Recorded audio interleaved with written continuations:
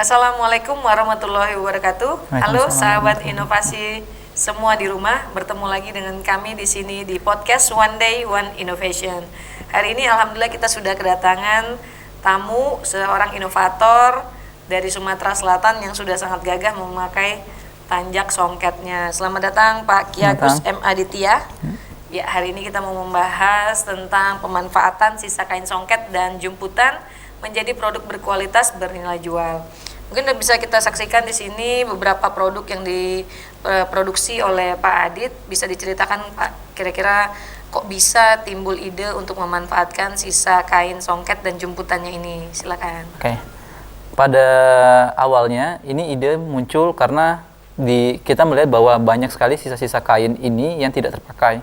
Terutamanya setelah pada umumnya kain songket itu dibuat jadi dua hal. Yang pertama itu dibuat jadi kain rok atau dibuat jadi baju.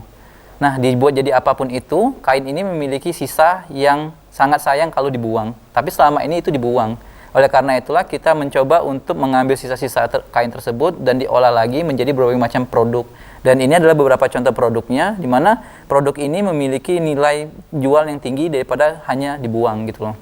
Jadi memang sebelumnya Pak Adit ini punya usaha memproduksi bahan-bahan dari kain songket dan jumputan ya? Iya, sebelumnya memang saya memiliki usaha yang bergerak di bidang ini dan kita melihat bahwa memang banyak sisa kain-kain ini. Oh, jadi terfikirkan untuk memanfaatkan sisa-sisa kain songket dan jumputan yang mungkin berserakan di tempat produksi untuk menciptakan produk berkualitas tinggi ya. Nah, ini dengar-dengar produk-produknya ini udah dijual sampai ke luar negeri juga ya? Iya, kalau untuk produk kita itu kita sudah ngirim produk ini sampai ke seluruh wilayah Indonesia, dan untuk beberapa pasar luar negeri juga sudah kita sering ngirim ke Malaysia, ke Brunei, ke Singapura, ke Hong Kong, ke Jepang, Uni Emirat Arab, sampai ke Amerika Serikat pun kita pernah.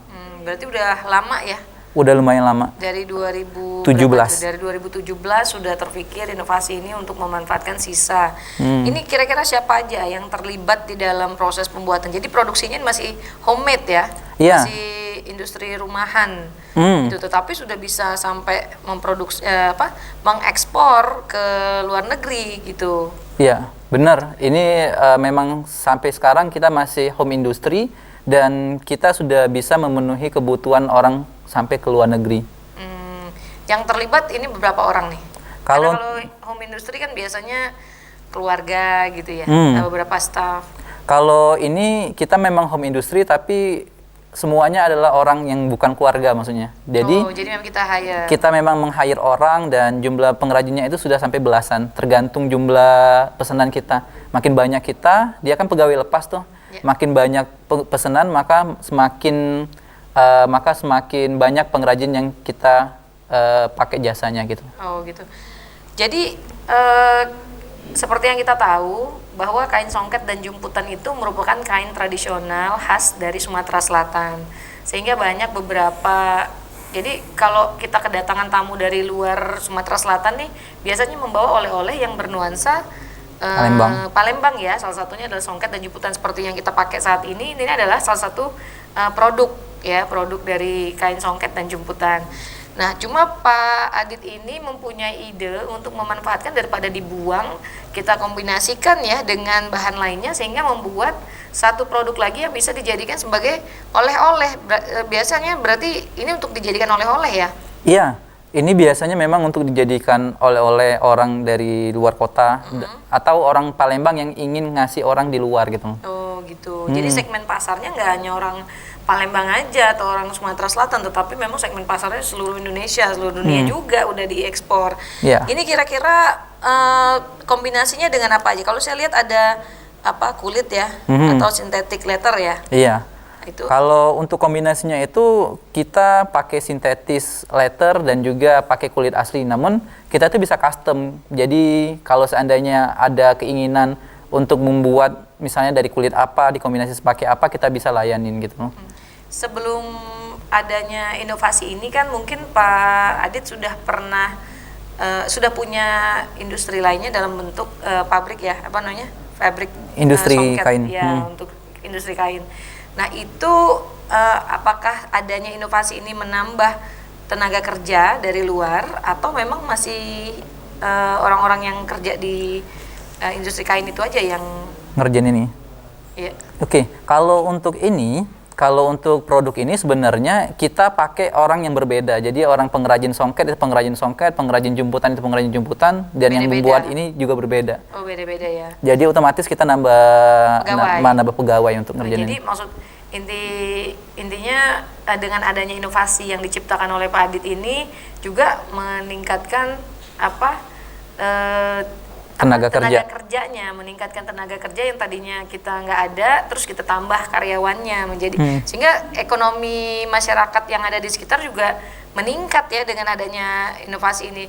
Karena kita tahu bahwa inovasi yang kita ciptakan itu diharapkan bisa menambah meningkatnya ekonomi masyarakat di sekitar, bisa bermanfaat ya, seperti yang dilakukan Pak Adit ini. Nah, ini bisa menginspirasi masyarakat yang ada di rumah, para pemirsa One Day One Innovation, bahwa gak harus menciptakan sesuatu yang baru, yang sangat sulit untuk menciptakan inovasi, tetapi cukup melihat hal-hal yang ada di sekitar kita. Contohnya yaitu adalah bekas-bekas dari kain songket, potongan kain songket, kita ciptakan seperti yang dipakai Pak Adit nih, bajunya kan sangat menarik sekali. Jadi tinggal kita mendesain aja gitu ya. Benar. Mendesain, menciptakan dengan kombinasi-kombinasi yang menarik, sehingga itu bisa kita jual dengan untuk meningkatkan kualitas produknya, yang diinginkan oleh masyarakat juga bisa tercapai gitu ya. Benar, ini kira-kira berapa sudah diproduksi, Pak? Kalau untuk jumlah dari awal sampai sekarang itu udah banyak sekali, namun nggak terhitung lagi. Tapi kalau untuk per bulannya itu kita per produk ini bisa produksi lebih dari 200 piece, karena memang per produk ini memang memiliki segmen tersendiri dan memiliki pasar tersendiri, sehingga pada akhirnya memang kita tiap bulan itu terus memproduksi dalam jumlah ratusan untuk setiap produknya. 200 untuk setiap produknya? Untuk setiap produknya, tergantung nanti pesanannya gimana. Oh, jadi memang ini bisa dipesan juga sesuai dengan yang kita inginkan. Seandainya pengen tas atau dompet untuk dijadikan souvenir ya. Bisa berarti banget. memang cakupan bisnisnya ini sangat luas. Iya. Ya, jangan sangat luas. Nah, ini kita bisa kira-kira harapan Pak Adit ke depannya? Oke, untuk harapan ke depannya, kalau untuk bisnis ini sendiri, saya harapnya bahwa produk-produk yang kami ciptakan ini nggak hanya untuk pasar Indonesia, namun juga bisa dikirim ke luar negeri lebih banyak lagi. Karena memang pada dasarnya produk kita ini memiliki kualitas yang nggak kalah jauh beda dengan barang-barang impor. Namun kita itu belum kita itu masih tertutup untuk bisa melihat pasar luar negeri. Sehingga pada akhirnya kalau seandainya memang kedepannya pasar luar negeri itu bisa dilihat lebih luas lagi, bukan hanya produk kami, tapi produk-produk yang lain pun bisa memiliki nilai ekspor yang tinggi. Oh, seperti itu. Nah, ini menarik sekali sahabat inovasi kita di rumah, karena di seluruh dunia mungkin banyak ide-ide kreatif yang menghasilkan suatu produk, tetapi belum bisa kita katakan itu adalah produk inovasi, karena kadang-kadang ribuan produk inovasi, produk kreativitas mereka itu tidak bisa kita katakan sebagai produk inovasi, karena tidak ada model bisnis keberlanjutan. Jadi yang ada harusnya setelah ide kreatif itu kita tuangkan kepada menjadi suatu produk, itu kita bisa tetapkan sebagai inovasi apabila ada model bisnis keberlanjutan seperti ini. Jadi kita ada planning untuk kedepannya seperti apa, model penjualannya seperti apa, tingkat kreativitasnya kita tingkatkan lagi, sehingga tidak monoton. Misalnya di 2017 mungkin modelnya beda lagi ya dari yang sekarang ya. Jadi sekarang mungkin adanya peningkatan zaman gitu, kemajuan, mungkin lebih berkreativitas terhadap desain gitu ya. Nah, jadi nggak hanya monoton di satu titik, makanya kita perlu terus berkreativitas dan terus berinovasi. Jadi nggak hanya harus terbatas pada kreativitas, tapi harus kita implementasikan untuk bisa menjadi suatu inovasi. Terima kasih Pak Adit atas waktunya, udah bisa hadir ke sini. Kami harapkan bisa menjadi suatu inspirasi bagi masyarakat di pemirsa One Day One Innovation, dan tetap bentuk mental inovator dengan jurus 4S, yaitu adalah setiap orang adalah inovator, setiap masalah menjadi peluang inovasi, setiap solusi harus sinergi, dan setiap inovasi harus konkret hasilnya. Terima kasih Pak Adit atas waktunya, dan kita ketemu lagi di podcast One Day One Innovation selanjutnya. Wassalamualaikum warahmatullahi wabarakatuh.